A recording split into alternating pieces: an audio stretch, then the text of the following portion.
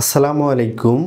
রসায়নে ঘনমাত্রা নির্ণয় করার কি পদ্ধতি রয়েছে চলুন আমরা এই ভিডিওর সাহায্যে জেনে নেই। ঘনমাত্রা নির্ণয় করার অন্যতম একটা পদ্ধতির নাম মোলারিটি। মোলারিটিতে ঘনমাত্রা বের করার ফর্মুলা S=1000 W/MB। এখানে W হচ্ছে দ্রব্যের ভর, M হচ্ছে আণবিক ভর, B হচ্ছে আয়তন।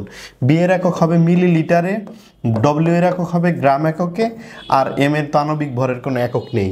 এরপরে রয়েছে নরমালিটি। নরমালিটিতে কোনো দ্রবণের ঘনমাত্রা বের করার জন্য আমরা যে সূত্র ব্যবহার করি S=1000 W/EB। এস এর মানটা এখানে কি আসবে? নরমাল এককে আসবে। এখানে ই হচ্ছে তুল্য ভর, ই কি? তুল্য ভর। এবং তুল্য ভর বের করার নিয়ম হচ্ছে তুল্য সংখ্যা ডিভাইডেড বাই আণবিক ভর।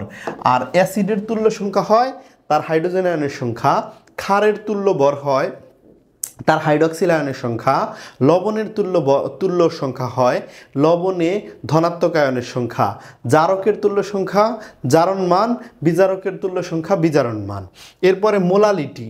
মোলালিটি হচ্ছে ঘনমাত্রা প্রকাশের একটা পদ্ধতি যেখানে S=N/W এর সাহায্যে মোলালিটি নির্ণয় করা হয় এবং একক হচ্ছে মোল পার কেজি, অর্থাৎ প্রতি 1 কেজি দ্রাবকের মধ্যে কয় মোল দ্রব্য দ্রবীভূত আছে তাকেই তার মোলালিটি বলে। একক হচ্ছে মোল পার কেজি। শতকরা ঘনমাত্রা থাকলে মোলারিটি বের করতে পারি আমরা কিভাবে?